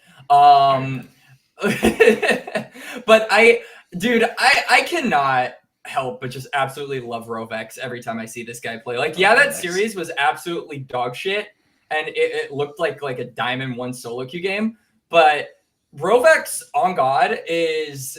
I kind of feel like he's almost like the music of support. Like, this guy always has a voice. This guy is like always around. He's like Liam Neeson, he's just there. He just appears. That was a weird analogy. Would Liam Neeson really be a support player, man? I think he's all about getting the kills. Yes. No. Well, hang Double on. down. Yeah. No, he's the support. Liam Neeson is the support man. We're in my a mind. Qui-Gon Jinn kind of Yeah. position. Qui-Gon Jinn. Yeah, Okay. he's in a... Hopefully he doesn't die by the end. That would be awful. But I don't know. I kind of like the way that this kind of team is structured, where you've got like a bunch of younger boys and like Aaron, and I would still kind of say Dark Wings is a young... All these guys have been playing for like 5 years. What do you mean, I still feel like I still consider Dark Wings kind of... Bro, LCS team stopped looking at these guys 4 years ago. What do you mean, man? Like, these guys are ancient. All right. No, I'm just kidding. No, I think that the way that they built the roster is really good. I think Trickster... So one of my biggest criticisms for Wintop is that I think that they don't play around mid jungle very well. I think like Trickster and Sword, like just for like... I don't think it's individually on either of those guys. I just think for whatever reason, like they just don't play around like mid jungle well, like at all on that team. I think it's like one of their biggest weaknesses. So getting to see him with like Darkwings, I think is like a good change of pace, just because I think Darkwings is like, again, no flame to Sword, but I think Darkwings is just like crazy fucking good. So I think it's really cool for them to get to play each other. I think Aaron like fills the role of being able to like play weak side AD carry, or he's not like really like resource intensive all the time. So it enables Rovex to do like crazy Rovex shit, which is basically just abuse every roam timer known to man. And then I think that like when you have all that stuff happening, where you have Rovex who's kind of being crazy, you have Darkwings who doesn't always command a ton of resources, but like the game kind of gets played around him because he's so good, and like teams have to play around him. Like you have to like game plan for Darkwings if you're gonna win the game. Then Quacker is just kind of like that solid top lane. Like, he can play tanks and be solid, but if you give him like a good scenario for Olaf or something, like he can also blow the game open, even though he's probably not the primary option for that team. So I don't know how like they win. And also I think Phil is just a really good coach. I think that he runs out that roster really nice. I think that he's also kind of like, willing to just have the belts to put everyone into shape. So I think that, again, I don't really know how Pulse like did the roster construction. I don't know how they decided like which roster goes on which team, or if it's like hey, S4 want to play. But a really solid job. Like one of the better other teams. Yeah, for sure. I mean, I'm gonna take. Speaking of building confidence, I'm gonna take a victory lap way too early on Clown Gaming here, because I had Clown Gaming higher than consensus. I've been vouching for this team. Yeah, the games were a shit show a little bit, but I think that they looked. That's their brand, though. That's their brand, right? That's the thing. They thrive there, and they look solid. I think up against the Pulsing Gooners, they take a game 2, or they take a game 1 win, and they keep game 2 close. Or am I getting that backwards? I think I got that right. I think they take a game 1 win and they keep game 2 close, and then they got kind of blasted at game 3, but happens. Yeah. Game 3 was... it was a bit of Game 3 fearless, man. Sometimes 3... like shit just happens. Oh my god. Game 3 was the most fucked up shit I've ever seen in ACL thus far. And that's saying Wait something. 2 days, bro. You'll see where it's going to play. Just remember. Because just an hour before we were seeing... Not even an hour, like 30 minutes before we were seeing players run it down on stream. And I swear... Clown Gaming somehow managed to trump whatever we casted that week. They are just like this team is just insane. Like any team with rough beans, I feel like it doesn't matter if you have the most like stable, like mentally, emotionally, and physically stable player on the planet. Like he will fucking massacre you and your brain and completely warp it to do the most random bullshit of all time and just rain like an ungodly firestorm on all your drafts. It's like this guy is just infectious, but like the best kind. I view Clown as like a better version of Guangdong, where like I think that the way that they draft is like really interesting. I think it punishes a lot of amateur teams that just don't have good like basics and that will just constantly look for like I'm gonna get as many lane counters as possible, and if I get 2 lane counters and you get 1, I win the game. Get fucked, like because that's how a lot of ACL teams, like a lot of like bad amateur teams, just drafts, or just a lot of amateur teams in general. And I think that Cloud, like the way that they draft, because you have so many, like you have a bunch of role swaps, you have people that can play so much like crazy shit. Like if they beat one Nautilus, that shit might be going top lane, jungle, mid, or support. Like who knows? Like it might go AD carry. Like who knows at this point, right? Yeah. Like they just draft in a way that's really punishing if you're going to be greedy in draft or if you're going to make assumptions, and I think a lot of teams will. Like they're annoying. Like that on a like on God, if I have to prep against Pulse 2, still not saying the name. If I have to prep against Pulse, I might spend like an hour or so. Against Cloud, I'm gonna have to spend like 3 or 4 hours to draw up like 40 different things, and like we're still probably gonna get caught off guard somehow. Yep. They're just it's just one of those teams. It's one of those teams where it's like it doesn't matter if you're like a team that's supposed to beat them or a team that's supposed to lose. You just like look at them on the schedule and you're just like, oh fuck, I don't want to play these guys. Yeah. It's kind of like us, literally. Like, well, that characterization, that's a little extra nitrous in my victory lap right there, because putting Clown Gaming over Guangdong Flying Tigers is like my bold take. That's like that's like the only thing that separates my ballot from the average consensus ballot for seeding here. Yeah, so sure. I'm gonna take that dub. I hope that they continue to show that, though. I think the team. I think they checked all the boxes that what I would have wanted them to check for them to be the team that I hope they're going to be, at least as far as what they could have shown me in one matchup up against Goonstar. I think Boil the Oil looked quite good. I think U13, who is like the big question mark because we hadn't really seen him on stream before, looked quite good. I think he had a really solid Gwen performance in the loss in Game 2. He had a solid Skarner game in the Game 1. Was drawing bans most of the series. I think Papa looked good. In the mid lane playing his roamers, his Aurelion Soul was huge. In game number 1, Rough Beans showing out some of those spicier picks of the bot lane. His Xerath looked very good. He's carrying on the Zev torch. Not Zev. Who was our... Zolt. Zolt was our Xerath player last split.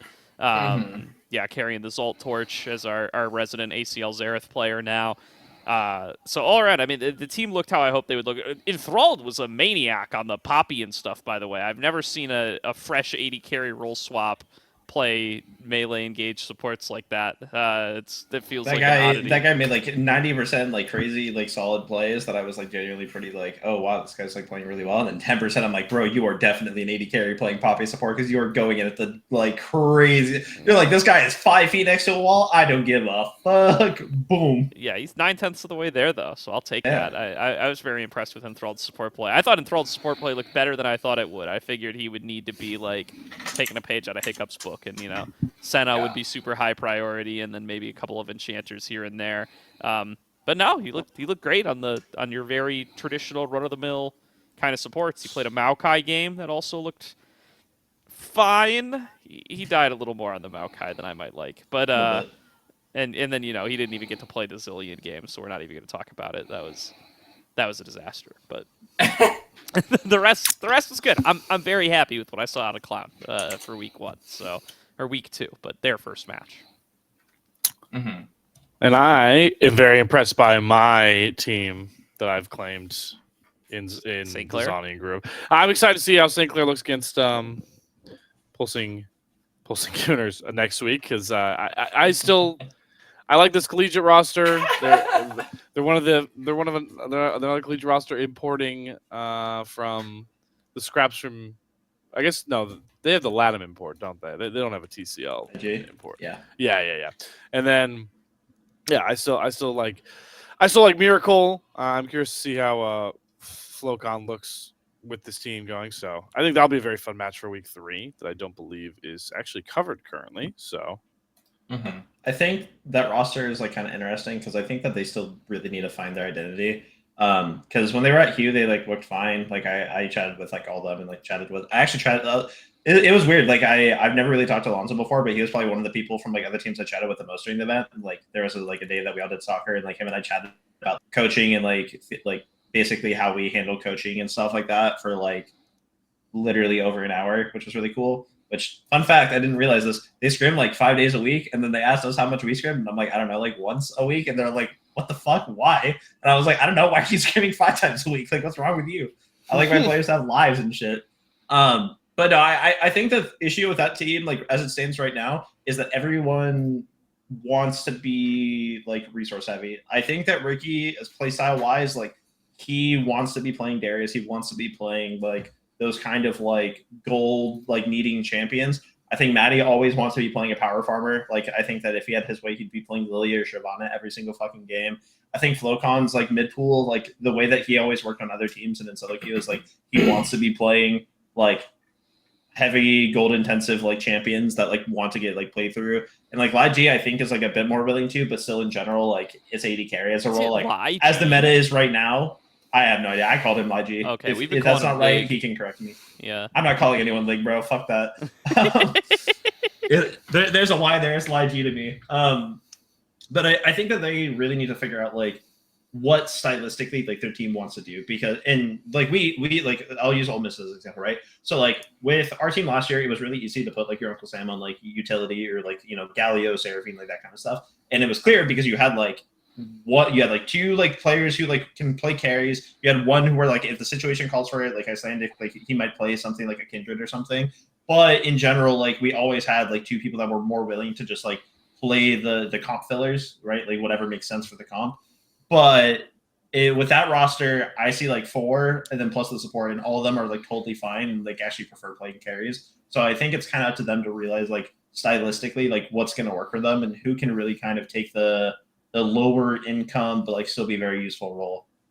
Because like for us, right, like now we have a Syla, and the Syla can also play like with heavy gold. So we have 3-4 players that can all do it, and that's one of the things that's like been one of the reasons that we've actually been trying to focus in scrims is like, okay, like what do we look like and how do we play if we play through mid lane like focus? What do we do if like we're playing through top side? What do we do if like we're doing the thing where I have Shogo, me play AD carry, me win? Like, you know, so I think that's something for them. It might take them a bit of time, but I think eventually they'll probably figure it out and they'll probably be a pretty solid team. I just don't know how fast they're going to figure it out in the context of like ACL.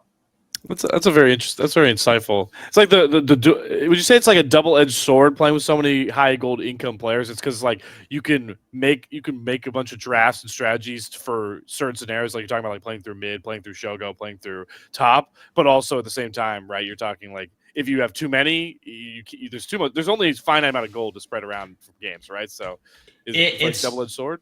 Yeah, so it can be. I think a lot of it just kind of comes down to like a lot of it comes to player trust. So how much, so like for example, right, I'll use Shogo as an example. So at the very beginning of last year, like we strictly played through Shogo, and so eventually there got to be a point where like mid was pretty important and we wanted to play around stuff like that, like wanted to like need resources mid, right?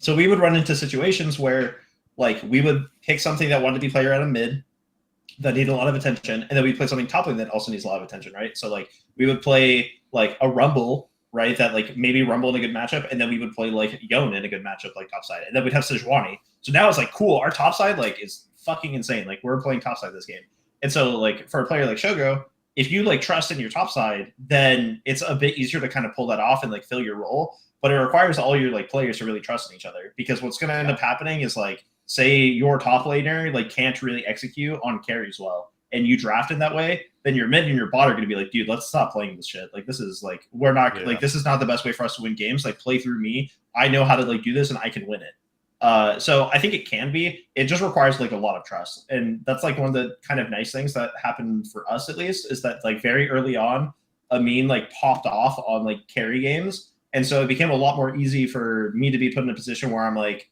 okay, Stray, you're taking a backseat this game. Like you're playing like a tank or something, or like, hey, Shogo, you're playing like a utility bot laner this game, and we're playing topside, because they've all seen it. Like they all know that all three of them can kind of do that and do it against really good teams and like carry. But if you don't have that experience and you haven't seen it yet, and if you're playing a better team, like it's harder to get players to buy in, because you can theoretically, like in the example I used earlier, like everyone sees a Rumble Sejuani Yone, and it's like, you're going to play topside this game, right? Like you're going to play for early grubs. You're going to like abuse the fact that you have like double melee with Sejuani. Everyone knows that's how the game should be played, but you get a step removed where it's like, why are we doing this? Why are we setting ourselves up this way in draft? Like this isn't even how we should be drafting. we should be drafting this other way where we're playing more towards bot side. So I think it's a double-edged sword, but it's really like when you can figure it out, it's really great, right? Like it just makes you so adaptable, and if like staff-wise and team-wise, you can come up with so much creative shit, and it's like really OP. Like I will say from Ole Miss, you will probably see a lot of it like this ACL split. Like you can do some really nice, crazy shit if you have 3 real weapons, or like 4 if you count jungle, right? Yeah. Right. But before you figure it out, it's fucking hell. It is so ass. Yeah, my big outstanding question for St. Clair is what their like final roster is going to end up looking like too, because we only have one of their Briarcliff games in the match stats for some reason. I don't know, maybe somebody didn't use a tournament code or something. So unfortunate there. But in their first matchup, they ran Ricky and Miracle, and then last week they ran Sama and Boschetti. So I would think. Yeah, there's still some, who's a substitute, who's legitimately like sharing time, who's meant to be the starter. I think there's some open questions about that, particularly with Ricky and Sama. I think. Yeah, I think for them specifically, that's like going to be the biggest question. I like Boschetti. I've never really talked to the guy, but from everything I know, like solid guy. I still think that Miracle is probably like the better support, and also I think for. Like it's kind of like so St. Clair's always done this thing where they've always wanted to like flex their players around and do like an 8-man to 10-man roster. And like I don't know, like I can say this like very full well. I've never seen a collegiate roster like actually do this and like do it well, because I don't think it's a good way to like run your team. I think it's like a really, really shit way to run your team and to like get the worst out of your players. I think like the only way I think the one time that it was close was back when Maryville did it against UST and won the C-Level finals. And then Jensen Go was like randomly swapping in players in and out, and then they just immediately got rolled by UST. And I think that's one of those things where it just tilts your players. I think that's even if you're a player who wants playing time, you'd almost rather just like know your spot and then like so I don't know. I think that's what they're probably going to do is they're probably going to just flex around and do all that. My advice to Alonzo and to the program would be don't do that shit, but I'm not going to get listened. I'm not going to get listened to. But yeah, I think it comes down to like mostly Ricky and Sama. I don't know Sama that well. I don't know like what his champ pool is, but I think if his champ pool, back to what I was just saying, like if his champ pool is more of like a you don't need to play for this guy, he can play like Udyr, Scion, Ornn, like more of the stuff that doesn't need to be played around and can kind of just be on an island. I think that thematically it will make them a much better team right now than maybe like Ricky's champ pool. But I mean, those are like the bigger questions in the program that you kind of have to figure out. And luckily for them, they have a full CLO season, but unfortunate for them, they have ACL, and ACL is a lot shorter, and you got to figure that shit out really quick. So, yeah, for sure. And they were doing that with like Boschetti and Miracle even last year, like Boschetti. Yeah, I mean, last year they were. I forget who their other mid was, but they were doing it with Akashi too. Like they had Akashi, who like in my mind was by far the best player on the team. Well, they had Akashi in like 23 C-Law and 24 C-Law. They were already. Yeah. I just remember distinctly, like this is why it stands out for me for St. Clair's, because they had Akashi, who was like one of the best mid laners in CLO period, and he was splitting time with another mid laner. And I'm like, I get it. Like, I get that you want to get all your players playing time. Like, again, like we have Legacy. If I could, I would get that guy in as many games as possible. But like at a certain point, like if your goal is to win games and like your goal is to like compete and like win championships and shit, like you probably have like a best roster that you could run, and you should probably just do that. But yeah, for sure. They don't sign my paycheck, so do whatever you want, guys. Especially if you play us. Yeah, no, I mean, I feel like there's a lot of vindication for that thinking throughout the history of competitive league. Like, I think,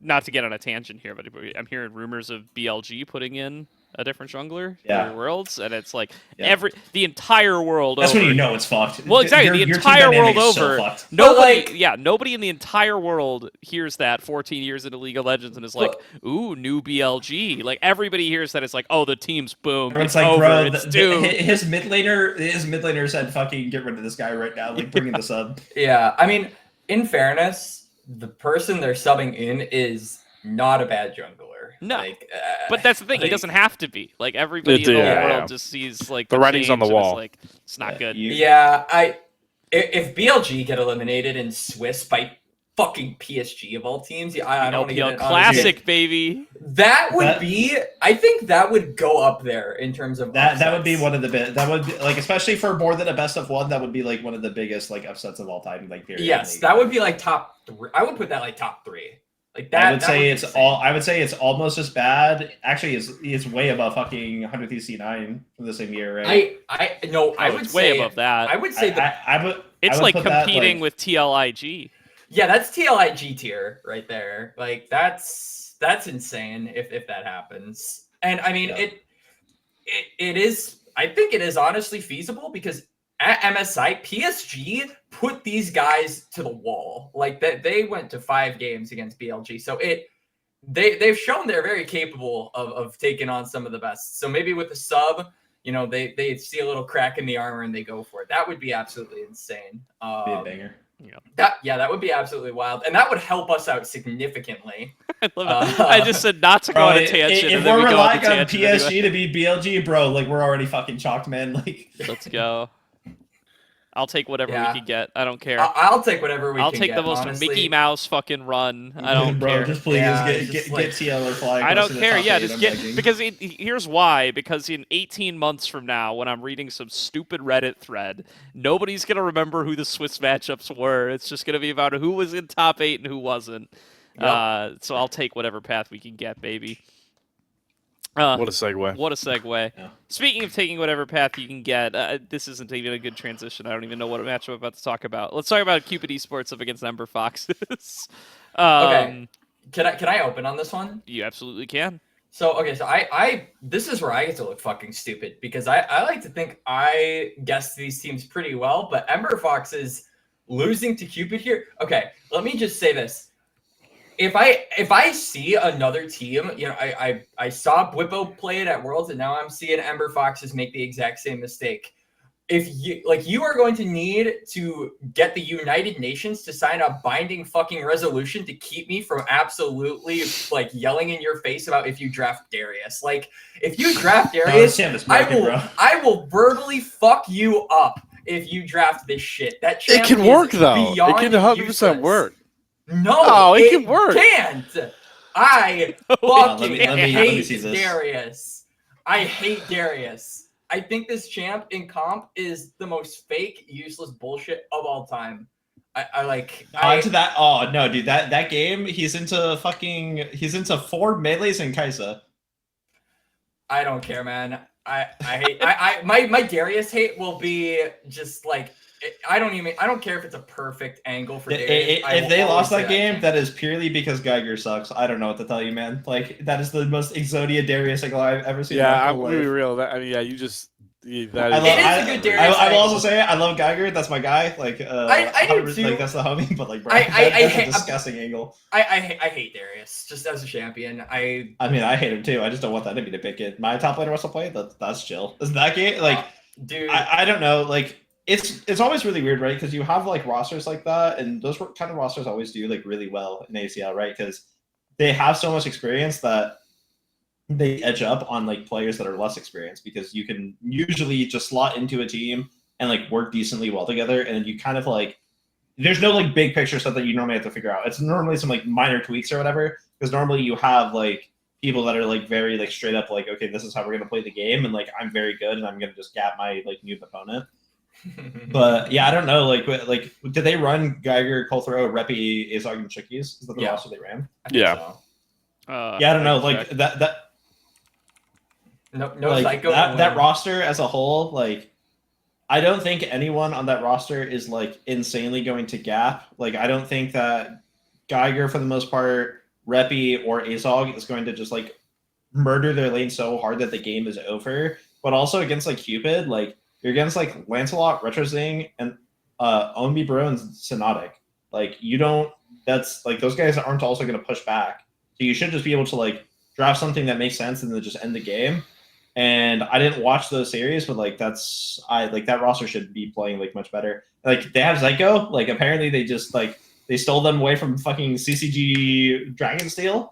I don't know how that happened, but like No, other way Like- around. Other they way had around. Psycho, and then they lost him back to GG. CCG Dragonsteel. So they ran Chookies. All right, get they him ran back. Chookies in Get this him back. matchup. Yeah. we need the other collegiate sport. Yeah, I don't know. Like I think that you don't. Maybe the one thing with the roster is that you don't have like a primary like carry, because I think Geiger usually plays a more supportive role. Like he has his moments, like Reppy, like no flame to him, but like he's never really been like the star, like hard carry of like of the roster he plays on. He's normally like more of a facilitator. Azog, I think, is more of like a facilitating AD. Like Coltro, he used to be like a big like hard carry kind of jungler, but like I don't even think he's like more of that anymore. So it's like I don't know really who on this roster is going to be like that guy who carries you over the line, but like hopefully they figure it out pretty soon. Because yeah, I think I don't think that Zaun is like a very hard group. Like I might regret that if we go like 5-4 or 5-3 or some shit.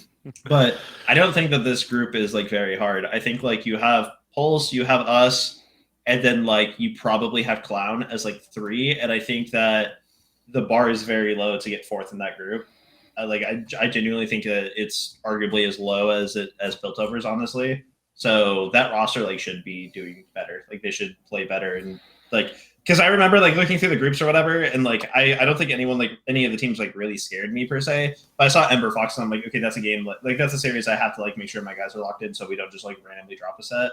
I expect more out of them than to like. And credit to Cupid, like I don't want to make it sound like damn bro, Cupid's so ass and you lost to them, you fucking suck. But like, yeah, I don't know. I like those guys are veterans. I didn't watch the game, so I don't know who really carried, but like. I don't know. That's just one of those things where like when you've been around and like you've played for a long time, like that's one of those things where after the series you just feel like absolute shit because you're like, fuck, man. Yeah. Mm-hmm. Scoreboard. Yes.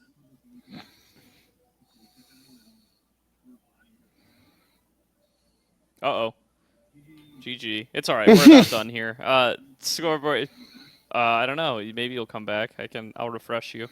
Yeah, I don't know. Scoreboard doesn't give a lot of insight there. Retrozing puts up a massive Nasus score line. Omi Bro puts up a big Kai'Sa score line. Nobody's doing poorly.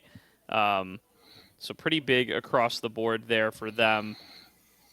Rest in peace, Collamer. Oh, no, wait. That's the question. Wait, speak again.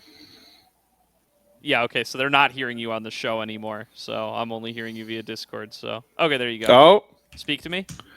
oh, he's back. He's back. He's back. I see him All moving. right, we got him. We're so back. We got him. We're so back. All right.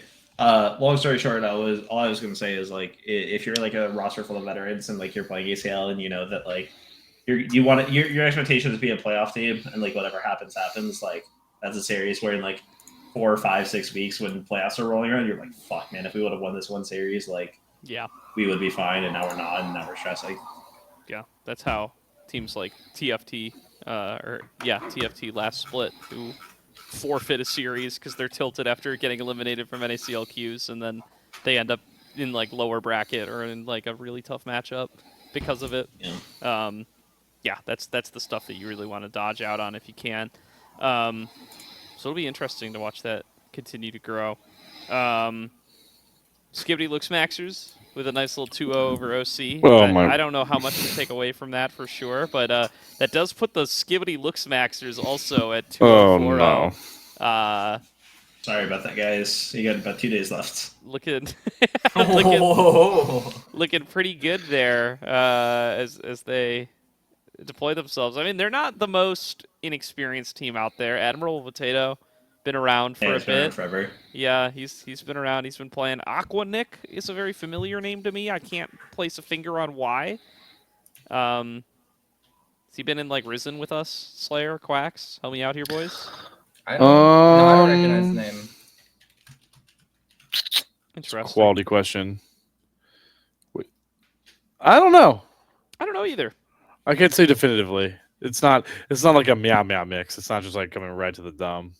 No. All right. Well, we'll keep our eyes on these guys. I mean, they've done well so far.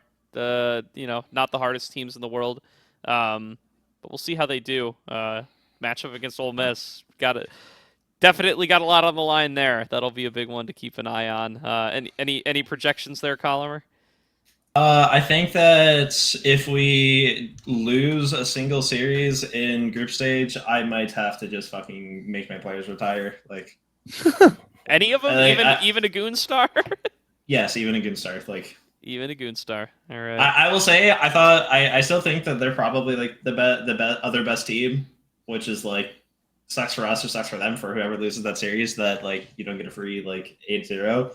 But yeah, I don't know. Like I don't know how much you guys actually want to talk about Ole Miss, but I don't know. My standards are like insanely high for our team this year. Like I had really high standards when we were playing OQs and we almost made it through promotion tournament. But like this year, I fully expect like we should make it through fucking promotion tournaments. I expect to like make grand finals ACL. Like, yeah, I don't know. I just have I have really high standards for my guys, and I think after like how last split went, especially after like we weren't able to play OQ1 or OQ2 for like this last one for OQs, like my players are like really pissed off.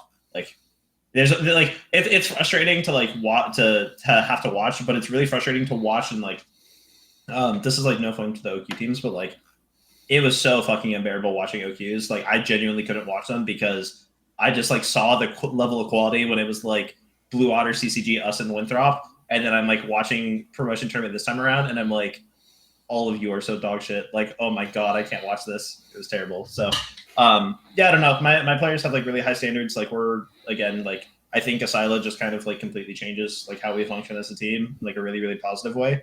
So yeah, I don't know.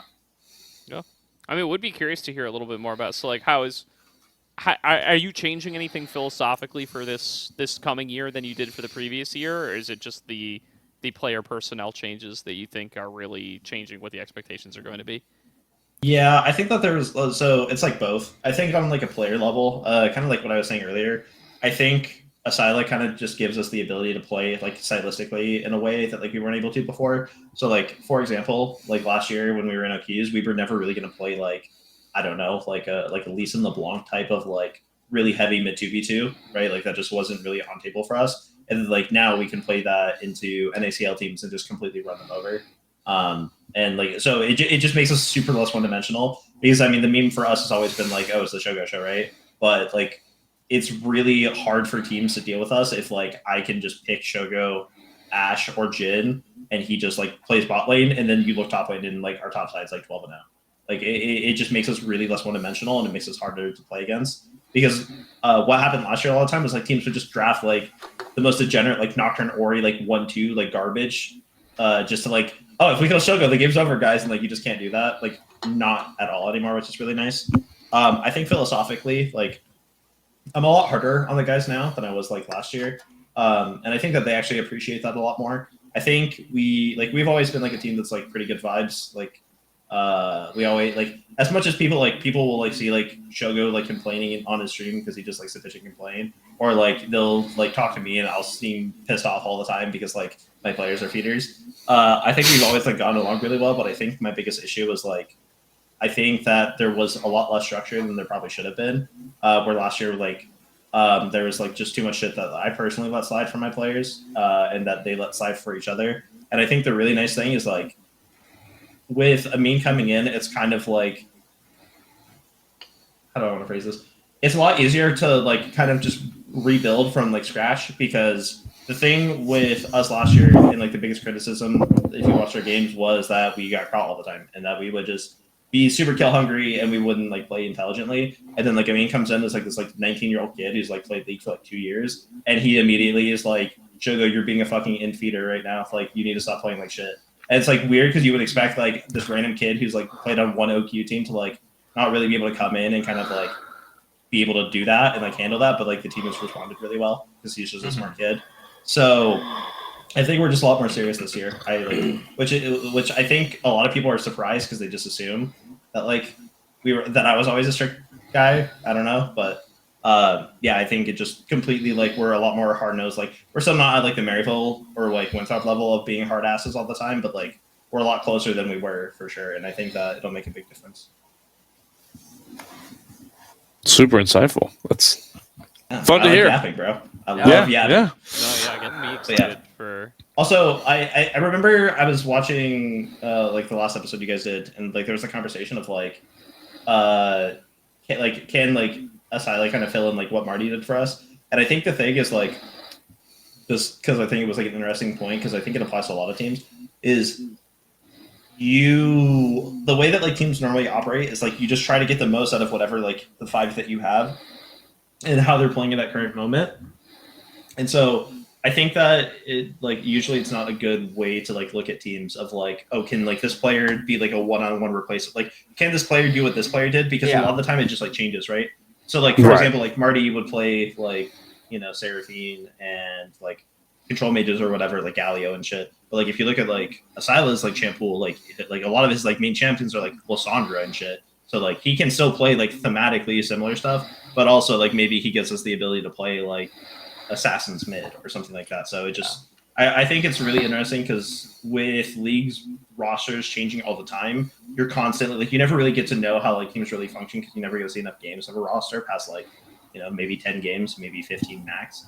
Right. So you kind of just like it's interesting to kind of see like collegiate programs at least because you get to see how they evolve and like how stylistically they like make these small changes with different players. So I think that'll be. I was just saying like I think I should probably raise my hand on like the person that kind of brought that question up in relation to. I thought it was a good question for what it's worth. I thought it was really interesting. I thought, but I think it was a little bit more three-dimensional than that. I think the way I phrased it was like, can Asyla, if they're going to reinvent their style with Asyla, can their new style be as effective as it was when they had, Sam, your Uncle Sam? Yeah. Like, because you guys had a very a very pronounced way you like to play the game, and obviously like Asyla is somewhat different from how Sam operated on the squad. So like, can this new version with a new piece be just as good as kind of the original thing, sort of? So that was kind of, I think, the way I phrased it. Yeah. I mean, I might have like misquoted, but like the general idea, right, of like different version of the roster, how like what stylistically is going to change. Because I agree, right? Like I think like at least for us, like the way that we kind of adjusted to having your Uncle Sam on our team was like very different. It was like very, very like we B1'd Seraphine, Syndra, like we made him blind every single fucking game and basically just like completely like drafted and played in a very specific way to like accommodate having him on the team. So I think it's fair, right? Like I don't think there's a lot of teams, at least in like tier 3, that like kind of have a similar setup around like one person. So I think it'll be interesting at least. Hopefully it's interesting. Hopefully it's fun. Yeah. Well, and this is all why it's good to get you on here, and because I think you do, you do open up that question a lot more, and it's an important thing to realize when it comes to like constructing these rosters, especially collegiate ones. Is like the blanket easy question of, can a player A replace player B's output? It's not that simple, and especially not in a game like that, like League of Legends. So yeah, it's cool to hear all about how gold income based players you're talking about, and how much that's just unlocked the ability for you to get like a lot more flexible, because like we all know, Old Ole Miss was not the most flexible team out there, and if you guys become flexible, like with the 2 carries you already have, it's gonna be a fun little season at the very least, is what I'll say. Yeah, I think the thing is like people also forget about like collegiate rosters. It's like there's the whole aspect of like out of game stuff that goes into it. So like for example, right, like I know that like people like make the not like the meme, but like people are like, oh yeah, rosters change all the time or whatever. Like everyone's just trying to win, but like at least at Ole Miss, like when I recruit a guy, like I expect him to be there for 4 years, right? Like like Asyla like starts in spring, hopefully. Like I don't even know if I'm going to be coaching by the time that guy graduates college. But like when you bring in someone on, like it is like a full on like long term commitment, and ideally, if you're not being a piece of shit, like if that player just doesn't perform the way that you want, or you can't coach them out of it, like that sucks, bro. Like you had that player for 4 years now. Like I don't think people realize that, like, because I think Marty got a lot of flack for like some of our struggles, and like there was definitely moments that were like on him for sure. But if Marty didn't choose to like go back to Florida to like be like with family or whatever, like he would still be our mid laner, right? So I think that people kind of like forget that with collegiate rosters too. And I know Maryville's like really big on this. Like they don't like throwing players around like differently. Like they have like 10 players or whatever it is at this point, but like they also fully commit like Zamudo. Like they don't plan on having Zamudo be there and like leaving for LCS in a year. Like if he wants to, sure, but like they committed to that guy for 4 years. So it's just like a different like thing that you kind of have to look for. And then I think it's why collegiate teams, like the culture fit matters like way more than like the actual skill. Like if you think a player has a ceiling, like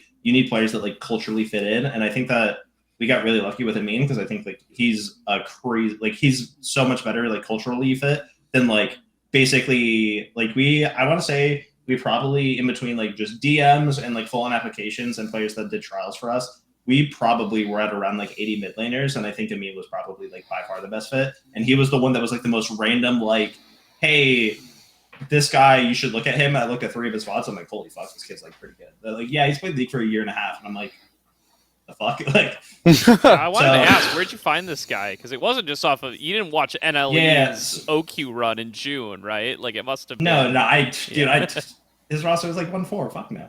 Hey, they made top 16. His coach Piglet literally just so this happens a lot where like coaches from like other teams will be like, hey, like I know that you have this good opportunity, like this is my player, you should check him out. I think he was probably like the 6th or 7th DM I got from like a coach about like one of their OQ players or their amateur players, and every single time like the guy just like clicks are terrible, or like it's like a VOD and he's like not communicating or anything with his jungler, and it's like really weird for us because right now Rhino, Shogo, and Icelandic are all in their 4th year of college, so they might be around for like one more CELO after this max, but like this might be like their last run. Like it probably for at least 2 of those guys, it's going to be their last run like this year. So it's a weird spot where it's like I need to bring in someone ideally that I can like use as a building block for the next like 4 years of this program. For fingers crossed that it exists that long.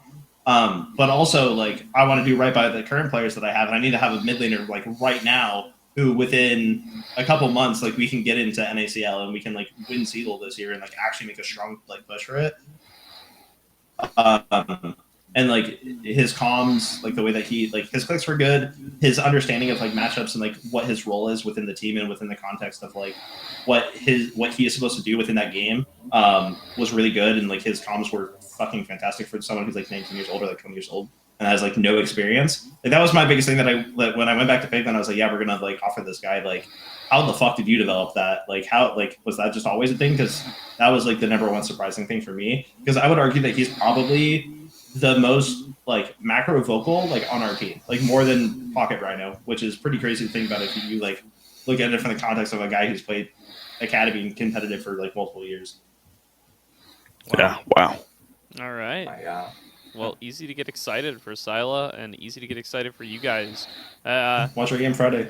Hell yeah. Looking forward to it. There will be like 0 AD carries picked if Shogo has his way, so yeah, that sounds about right. Won't be on either of these streams, but we'll be on somebody's stream. I think either Sneezes or Sneezes Shibby or and both. Shibby, and I think at least like one other person has to cast them. But Okay, I'm probably gonna it'll tell be them either to go. Sneezes or Shibby or both. At least that's what I've heard about so far. Sneezes might. Maybe they can like join forces. Yeah, Well, I don't know. I know. I was like, bro, just become casters. Like, I mean, Shibby's already a caster, right? But like, Yeah. Sneezes, you're retired. Like, go do what retired coaches do. Other random shit. Hell yeah. Yeah, it's been awesome having him. He came in and cast for us week 1. It was a lot of fun. So looking forward to Sneezes. Yeah, so looking forward to his casting arc. It'll be fun. Yeah, I think that'll do it for this week. Keep tuned to both of the official ACL streams. We'll have CCG Glorp up against Peak Performers on the main stream, Aegis Esports GG. And on the Salt Mine pod, we have... What are you guys doing? I'm going to go find it. If you Why am I blanking? You guys are doing Goonstar versus St. Clair. Yeah, so, that's right. You guys both have that 2-0? I really don't want it to be a 2-0. I'll say that because You know what? Bro, you gotta make a prediction. Come on now. It was I'll- selected for its but capacity to go beyond. But, okay, 2. but here's the thing. This is gonna air. Is this Friday okay. morning.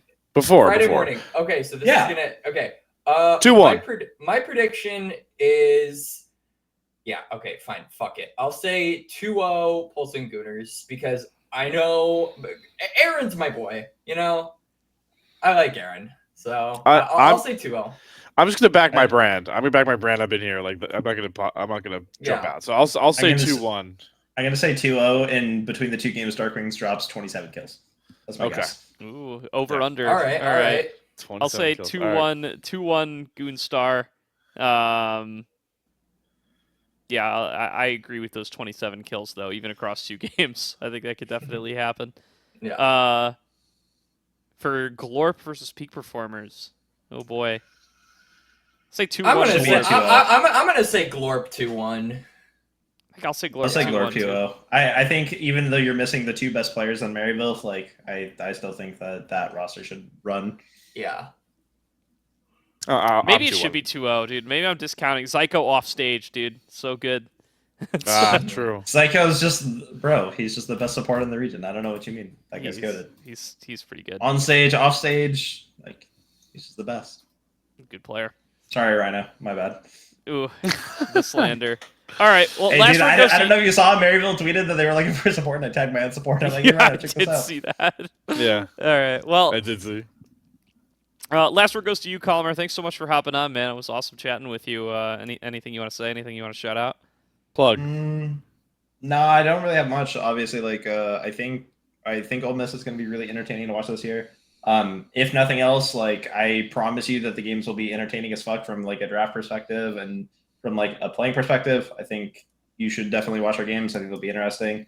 And watch all the ACL streams. I think ACL this year. I said it last year when we played, but like that was like the strongest ACL had ever been. I think like this year, I don't know if you guys like, and maybe like this can be like the last question before like because I know it's like 2 hours long, but do you guys think that ACL last year was stronger or this one? Because I think it's actually pretty close. Yeah, so we came to a consensus. The ceiling is lower, the floor is higher. Yeah, I think from a top 8 perspective, this one is lower. I think from like a ceiling perspective, I think it's actually higher. Really? Like I think the top 4, the other like the 1 seeds or whatever, compared to like when we played last year when we still had Nem9 and your Uncle Sam and like we played with Cookie Kirk for a bit. Like I think that the ceiling for like these teams are like higher than those teams. Really? Mm-hmm. It's just hard for me to say. And that I'm still when I gonna think beat the about, fuck like, out of all of them, but like. Yeah, I don't know. It's hard for me to say that when I think about like TFT last year, right? That was like that was Surdy and Meech and Young, that team. All overrated. Washed. Well, Surdy's not, bro. Surdy's like at least 21 and he's not LCS yet. Like, come on, bro. it's doomed. Yeah, you raised a good point. And Meech is already chewed up and spit out by the LCS now. Yeah, bro. So Hotter these, man. Been It's wearing tough. up hoodies. all right, well that's what we'll leave it off on. Thanks so much for tuning in. We'll be back next week. Tune in to ACL this weekend. FlyQuest will have already played by the time this thing drops, but prayers up for Liquid up against GAM tomorrow at the time this drops. Let's go at A, baby. GAM. I'll take whatever I can get. Yep.